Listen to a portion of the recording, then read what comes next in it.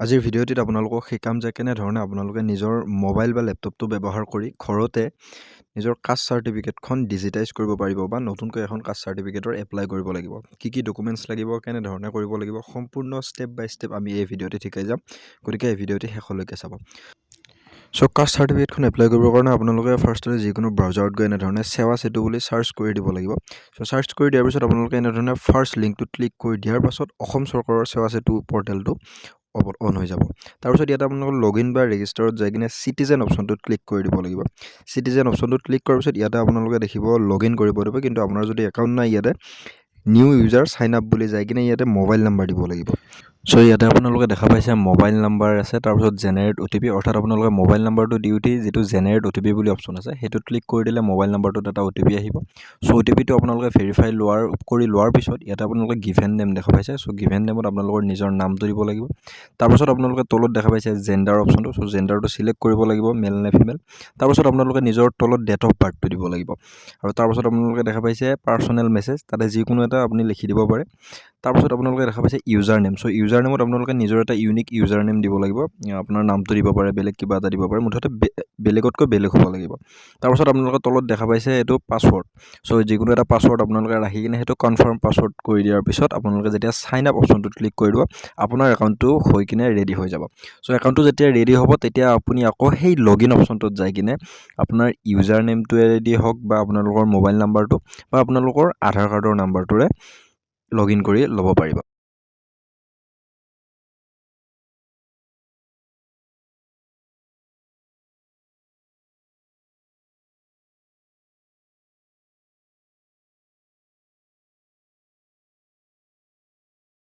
চ' এনেকৈ লগইনত ক্লিক কৰাৰ পিছত আপোনালোকে ৱেবছাইটটোৰ এনেকুৱা এটা ইণ্টাৰফেচ দেখিবলৈ পাব। চ' এইটো ইণ্টাৰফেচত দেখাৰ পিছত আপোনালোকে ইয়াতে যিটো চাৰ্চ বাৰ দেখিছে, অৰ্থাৎ চাৰ্চ বুলি যিটো বাৰত লিখা আছে, চ' তাত আপোনালোকে চাৰ্চ কৰি দিব লাগিব ইছুৱেঞ্চ অফ কাষ্ট চাৰ্টিফিকেট বা অনলি কাষ্ট চাৰ্টিফিকেট বুলি চাৰ্চ কৰি দিলেও অপশ্যনটো আহি যাব। চ' মই চাৰ্চ কৰি লৈছোঁ, তাৰপিছত আপোনালোকক বাকীখিনি দেখাই আছোঁ। চ' এনেকৈ মই কাষ্ট চাৰ্টিফিকেট বুলি যেতিয়া চাৰ্চ কৰি দিলোঁ, চাৰ্চ কৰি দিয়াৰ পিছত এই অপশ্যনটো আহি গৈছে যে issuance of caste certificate, citizen services, tribal affairs, এনেকুৱা ধৰণৰ নৰ্মেল এইখিনি আহি গৈছে। তাৰপিছত আপোনালোকে এপ্লাইত ক্লিক কৰিব লাগিব। চ' এপ্লাইত ক্লিক কৰাৰ পিছত আপোনালোকে ইয়াতে গাইডলাইনছখিনি পঢ়িব পাৰিব বা ৰিকুৱাৰমেণ্টছখিনি পঢ়িব পাৰিব, অৰ্থাৎ আপোনালোকক কেনেকুৱা ধৰণৰ ডকুমেণ্টছৰ প্ৰয়োজন হয় ইয়াতে বা কি নিয়ম আছে এইখন এপ্লাই কৰোঁতে সেইখিনি আপোনালোকে পঢ়িব পাৰিব। চ' ৰিকুৱাৰমেণ্টছত ইয়াতে যেনেধৰণে লিখা আছে আবেদনকাৰীৰ ফটো বা আধাৰ কাৰ্ড, পান কাৰ্ড, এনেকৈ ধৰণে বহুখিনি ডকুমেণ্টছ লিখা আছে যিবিলাক নেকি এইখন এপ্লাই কৰাৰ সময়ত প্ৰয়োজন হ'ব। গতিকে এইখিনি বস্তু আপোনালোকে পঢ়ি ল'ব। তাৰপাছত তলত আপোনালোকে দেখিছে ফিজ বুলি লিখা আছে, অৰ্থাৎ কেনেধৰণে কৰিলে কিমানখিনি মাচুল লাগিব। বিভিন্ন ধৰণৰ ইয়াতে ডকুমেণ্টছ লিখা আছে। চ' গোটেইখিনি আপোনালোকে অসমীয়াতো পঢ়িব পাৰে বা ইংৰাজীতো পঢ়ি ল'ব পাৰে যে কি ডকুমেণ্টছৰ প্ৰয়োজন হ'ব। চ' এইখিনি পঢ়াৰ পিছত আপোনালোকে এপ্লাইত যেতিয়া ক্লিক কৰি দিব, তেতিয়া আপোনালোকে এইখন ফৰ্ম ফিল আপ কৰিব লাগিব। চ' ফাৰ্ষ্টতে আছে এপ্লিকেশ্যন ফৰ, তাত আপোনালোকে OBC, MOBC, এতিয়া মই OBC কাৰণে OBC বুলি লৈছোঁ, আপোনালোকে যি হয় SC, ST সেইখিনি কৰিব পাৰে। তাৰপিছত আপোনালোকে নেম অফ দ্য এপ্লিকেণ্ট সেইটো দিব লাগিব, আপোনালোকে কাৰ কাৰণে এপ্লাই কৰিছে, কাৰ নামত কাষ্ট চাৰ্টিফিকেটখন লাগে। চ' ইয়াতে মই নামটো দি লৈছোঁ। তাৰপাছত আপোনালোকে সেইটো দিয়াৰ পিছত তলত দেখিছে লিংগ। চ' লিংগ অৰ্থাৎ জেণ্ডাৰটো চিলেক্ট কৰিব। তাৰপিছত ইয়াতে আপোনালোকে মোবাইল নাম্বাৰটো দিব লাগিব আবেদনকাৰী।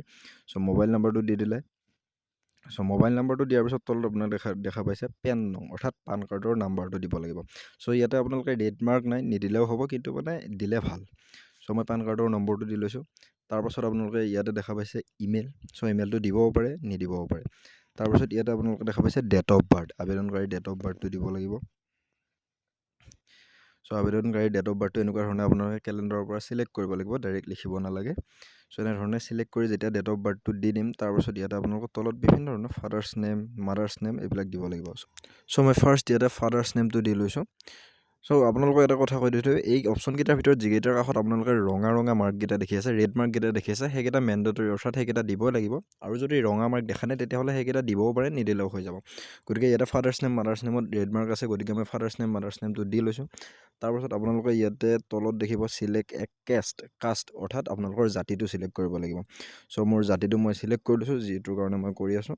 কোচ ৰাজবংশী তাৰপিছত উপজাতি চিলেক্ট কৰিব লাগিব সাব কাষ্ট চ' উপজাতিও চিলেক্ট কৰি লৈছোঁ মই কোচ ৰাজবংশী বুলি আপোনালোকৰ যিটো উপজাতি সেইটো আপোনালোকে নিজে চিলেক্ট কৰি ল'ব পাৰে গোটেই অপশ্যন আছে তাৰপিছত ইয়াতে আপোনালোকে এড্ৰেছ দিব লাগিব ছেকেণ্ড ছেকশ্যনত চ' ফাৰ্ষ্ট এড্ৰেছ লাইন 1ত আপোনালোকে ভিলেজ পোষ্ট অফিচ আৰু পুলিচ ষ্টেচন দিব পাৰে তাৰপিছত এড্ৰেছ লাইনটোত আপোনালোকে যিকোনো ধৰণৰ পিন নাম্বাৰ দিব পাৰে তাৰপিছত এনেধৰণে ঘৰৰ নাম্বাৰ দিব লাগিব ষ্টেট চাব ডিভিজন ডিষ্ট্ৰিক্ট চাৰ্কল অফিচ মৌজা তাৰপিছত ইয়াতে আপোনালোকে দেখা পাইছে ভিলেজ তাৰপিছত পুলিচ ষ্টেচন তাৰপিছত আছে পোষ্ট অফিচ তাৰপিছত আছে পিনক'ড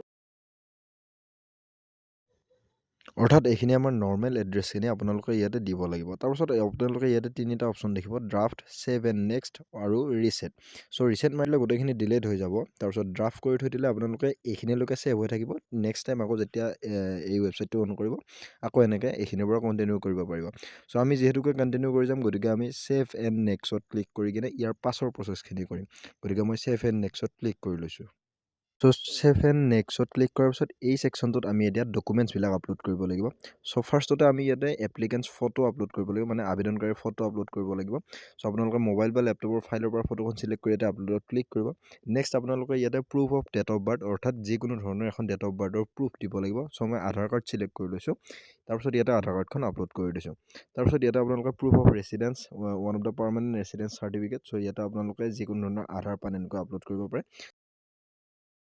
ইয়াতে আপোনালোকে এতিয়া কাষ্ট চাৰ্টিফিকেট অফ ফাদাৰ এইখন আপোনালোকৰ আপলোড কৰাৰ দৰকাৰ নাই নেক্সট যিটো আমাৰ ডকুমেণ্ট আপলোড কৰিব দিছে তাত আপোনালোকে যিখন আপোনাৰ আগৰ কাষ্ট চাৰ্টিফিকেটখন আছে পুৰণা ছিষ্টেমৰ কাষ্ট চাৰ্টিফিকেটখন সেইখন আপোনালোকে আপলোড কৰি দিব পাৰে যদি আছে নহ'লেও নিদিলে কথা নাই ইয়াৰ পিছত এনি আদাৰ ডকুমেণ্টছ বুলি আছে চ' এনি আদাৰ ডকুমেণ্টছত আপোনালোকৰ যদি যিখন এপ্লিকেশ্যন ফৰ্মখন সেইখনৰ যদি হাৰ্ড কপিটো স্কেন কৰি থোৱা আছে সেই হাৰ্ড কপিটো আপোনালোকে স্কেন কৰি কিনে আপলোড কৰি দিব পাৰে আৰু নিদিলেও কথা নাই মুঠতে আপোনালোকে আধাৰ পান এইখিনি মেণ্ডেটৰী হয় আপলোড কৰিবৰ কাৰণে আৰু আপোনালোকক এটা কথা কৈ থৈ দিওঁ ইয়াতে যিবিলাক ডকুমেণ্টছ আছে ডকুমেণ্টছবিলাকৰ এগেইনষ্টত কি ডকুমেণ্টছ আপোনালোকে আপলোড কৰিব পাৰে সেইখিনি লিখা আছে গতিকে তাৰ মতে এখন আপলোড কৰি দিলেই হ'ল এতিয়া লাষ্টত আপোনালোকে এনেধৰণে প্ৰিভিউত ক্লিক কৰা ছাবমিটত ক্লিক কৰাৰ আগতে ইয়াতে আপোনালোকে গোটেই ফৰ্মখনৰ প্ৰিভিউ দেখা পাব অৰ্থাৎ আপোনালোকে এতিয়ালৈকে কি ফিল আপ কৰিলে গোটেইখিনি দেখা পাব চ' আপোনালোকে এফালৰ পৰা ৰিচেক কৰিব ফৰ্মখন যাতে একো মিষ্টেক নহয় যদি কিবা মিষ্টেক আছে তেতিয়াহ'লে ইয়াতে এডিট কৰিব পাৰিব আৰু যদি মিষ্টেক নাই এনেধৰণে মেক পে'মেণ্টত ক্লিক কৰি দিয়াৰ পিছত ইয়াতে মই পে'মেণ্ট গেটৱে চিলেক্ট কৰি লৈছোঁ অৰ্থাৎ ইণ্টাৰনেট বেংকিং নহয় পে'মেণ্ট গেটৱেৰ পিছত চিলেক্ট কৰি থৈ এগ্ৰিত ক্লিক কৰি যেতিয়া প্ৰচিড টু পে'মেণ্টত ক্লিক কৰিম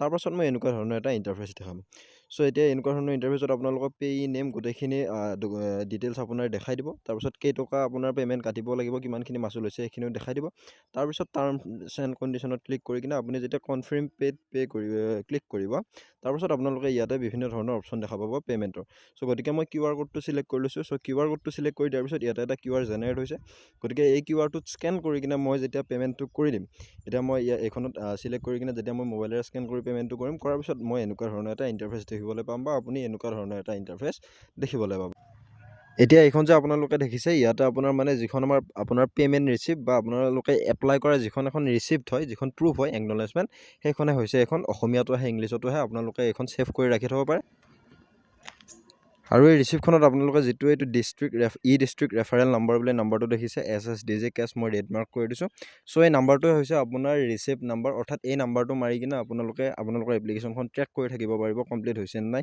ছাকচেছফুল হৈছে নে নাই গতিকে এই নাম্বাৰটোৰ পিছত আপুনি চাবও পাৰিব চ' যেতিয়া অথৰিটিয়ে আপোনাৰ এই চাৰ্টিফিকেটখন এপ্ৰুভ কৰি দিব তেতিয়া আপোনালোকে এই ডিষ্ট্ৰিক্ট ৰেফাৰেল নাম্বাৰটোৰে ট্ৰেক কৰিব পাৰিব বা আপোনালোকে ডাউনলোড কৰি ল'ব পাৰিব কেনেধৰণে ডাউনলোড কৰিব লাগে কেনেধৰণে ট্ৰেক কৰিব লাগে গোটেইখিনি মই আপোনালোকক এটা নতুন ভিডিঅ'ত ডিটেইলত লৈ আহিম গতিকে আজিৰ ভিডিঅ'ত ইমানখিনিয়ে বাই বাই জয় অসম